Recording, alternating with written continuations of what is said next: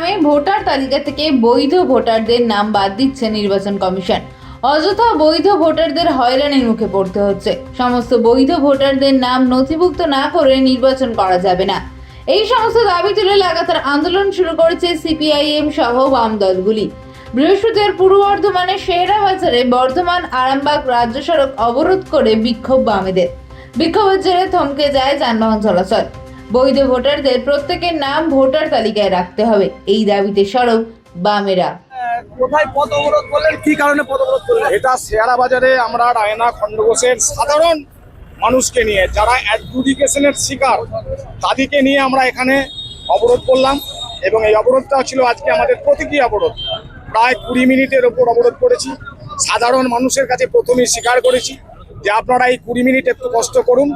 এবং আজকে বিকেলবেলায় বিডিও অফিস খণ্ডঘোষ অবরুদ্ধ হবে, আগামীকাল শ্যামসুন্দর বিডিও অফিস অবরুদ্ধ হবে।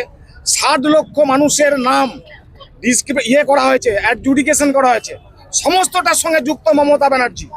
90,000 কর্মচারী নিয়োগ করেছে এসআইআর করার জন্য, অথচ 1,000 ডাটা এন্ট্রি অপারেটর দিলেন না। সুপ্রিম কোর্টে কালো গাউন পরে উনি কেস করবার নাম করে গেলেন। একবার আপনারা সাংবাদিক বন্ধুরা জানবার চেষ্টা করুন, সত্যি করে উনি কেস করেছেন কিনা তার তথ্যটা দিন। আমরা তথ্য দিচ্ছি, মুস্তারি বানু নামক একজন আমাদের মহিলা কমরেড মুর্শিদাবাদের, তিনি মামলা করেছেন সুপ্রিম কোর্টে। বামপন্থীরা লড়াই করছি। আগামীকাল সিও দপ্তরে আমাদের রাজ্য সম্পাদক মোহাম্মদ সেলিম গিয়েছিলেন, উনি ডেপুটেশন নেননি। পুলিশ ওখানে বিরাট অত্যাচার করেছে, তার বিরুদ্ধে দাঁড়িয়ে আমরা সারা রাত মোহাম্মদ সেলিমের নেতৃত্বে সাধারণ মানুষ এখনো পর্যন্ত বসে আছে, সে খবর মিডিয়া হাউস দেখাচ্ছে না। আর কালকে পুলিশের ঘেরা টোপে রাষ্ট্রীয় মদতে মমতা ব্যানার্জির ধর্ণা হবে। এই মিছিমিছি ধর্ণাকে নিয়ে মিডিয়া হাউসগুলো সরব হবে। এর বিরুদ্ধেই আমরা প্রকৃতপক্ষে পরিষ্কার করুক ভোটার লিস্ট, তারপরে ভোট ঘোষণা করুক। 12টা রাজ্যে এসআইআর হচ্ছে, কোনো রাজ্যে কোনো সমস্যা হয়নি। বামপন্থ থাকাকালীন এখানে 2003 সালে এসআইআর 2 সালে এসআইআর করা হয়েছে, মানুষ বুঝতে পারেনি। আজকে মানুষকে বিভাজনের রাজনীতিতে নিয়ে যাওয়ার জন্য এই নোংরা খেলা, এই খেলার বিরুদ্ধে আমরা লাল পতাকা নিয়ে, জাতীয় পতাকা নিয়ে রাস্তায় বসেছি। আগামী দিনে আরো বেশি বসবো, যতক্ষণ না এই ভোটার লিস্ট সংশোধন হচ্ছে। আমাদের এখানে রায়না খণ্ডঘোষের পার্টি কর্মীরা রয়েছেন, সাধারণ মানুষ আছে যারা এই সমস্যার শিকার, তারা সবাই রয়েছে। যেখানে মুখ্যমন্ত্রী বলছেন আমি সাধারণ মানুষের পাশে আছি, সেখানে আপনাদের এই আন্দোলন। আচ্ছা, আপনার কি মনে হয়, আমি তো প্রথমেই বললাম বক্তব্যে যে মুখ্যমন্ত্রী মিথ্যা কথা বলছেন। উনি এসআইআর এর সম্পূর্ণ দায়িত্ব উনি নিয়েছেন এবং ওনার কর্মচারীরা করেছে। বলুন, পঞ্চায়েতের কর্মচারী থেকে বিডিও অফিস, ডিএম, সচিব, এরা কারা? এরা কেন্দ্রীয় সরকারের দ্বারাই পরিচালিত নয়, সব মমতা ব্যানার্জির দ্বারাই পরিচালিত। কে আরো সব এই রাজ্য সরকারের কর্মচারীরা। মানুষকে মিথ্যা বিভ্রান্ত করা হচ্ছে, বিশেষ করে সংখ্যালঘুদের। আর ভোটার লিস্টগুলো যে দেখুন, সংখ্যালঘু গ্রামগুলোকে একবারে ভুড়ি বাদ দিয়েছে। এগুলো ঠিক নয়, উনি অভিনয় করছেন এবং এই অভিনয়ে আইপ্যাকের দ্বারাই পরিচালিত হয়ে করছেন। আপনাদের ব্লকের শেহারা বাজারে সিপিআইএম পথ অবরোধ করেছে 20 মিনিট। বর্ধমান আরামবাগ রাজ্য সড়ক 20 মিনিট পথ অবরোধ করেছে এবং সেখান থেকে তারা দাবি করছেন যে এই যে 60,000 মানুষের নাম যে বাদ যাচ্ছে, তার প্রতিবাদ, এটা চক্রান্ত করে বাদ দেওয়া হচ্ছে। পাশাপাশি মমতা ব্যানার্জি বাংলার ভোটারদের সঙ্গে নাটক করছে। কি বলবেন? দেখুন, আসল কথা হচ্ছে, যে দলটার কথা বললেন, এই দলটার নাম করতেও নিজের একটা বিবেকে লাগে। কারণ এই দলটার জন্মই হচ্ছে মানুষকে বিপদে ফেলা, অবরুদ্ধ, বন্ধ, সাধারণ মানুষকে অতিষ্ঠ করা, এটাই হচ্ছে এদের জন্ম। এইসব নিয়েই এই দলটার জন্ম। কারণ এরা সব জেনে যাচ্ছে, এত গোপন খবর, কিন্তু নিজেদের আজকে অস্তিত্বহীন কেন, এটা কিন্তু ওরা বুঝতে পারছে না। এইখানেই হচ্ছে মানে মজাটা। এত জ্ঞানী, এত বুদ্ধিমান, আজকে এই কঠিন দাবদাহের মাঝে বিভিন্ন মানুষ, একটা রমজান মাস চলছে, বিভিন্ন মানুষ বিভিন্ন দরকারে, অফিস আদালত, রুগী সবাই আছে।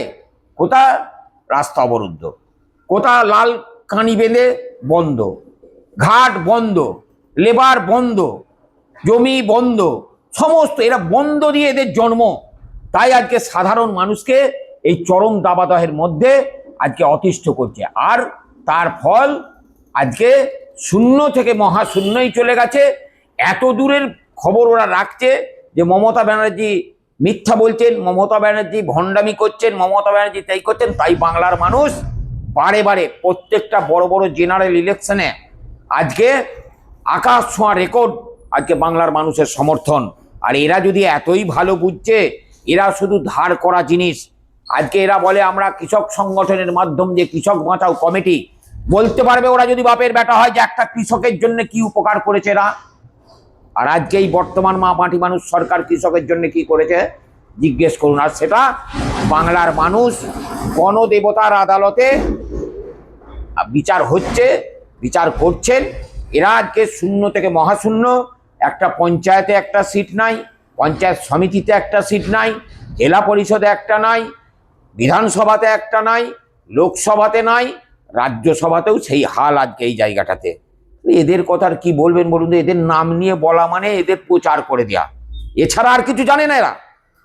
মানুষকে শুধুমাত্র বারে বারে এই কথাটাই আমি রিপিট করছি যে মানুষকে অসুবিধায় ফেলবে, এছাড়া এদের মধ্যে আর কিছু পুঁজি নাই। কোনোদিন মানুষের ভালো করেনি।